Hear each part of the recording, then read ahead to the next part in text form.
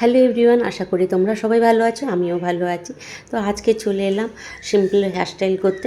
প্রথমে আমি ক্রাউন সেকশনে দুটো পনিটেল করে নিলাম, তারপরে সামনের দিকে ক্লিন করে ভালো করে চুলটাকে আঁচড়ে জট ছাড়িয়ে নিলাম।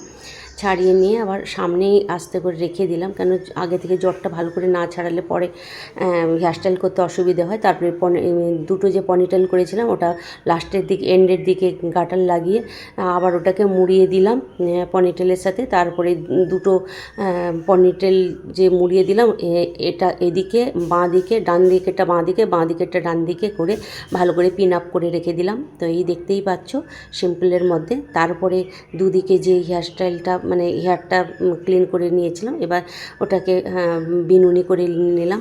তারপর ডান দিকের বিনুনিটা বাঁ দিকে ঘুরিয়ে পিন আপ করলাম, আবার বাঁ দিকে বিনুনি করে ডান দিকে পিন আপ করে দিলাম। প্রতিদিনই আমি সিম্পল 5 মিনিটের যে হেয়ারস্টাইলগুলো আমি আপডেট দিতে থাকবো, আর একদিন অ্যাডভান্স হেয়ারস্টাইল দেবো।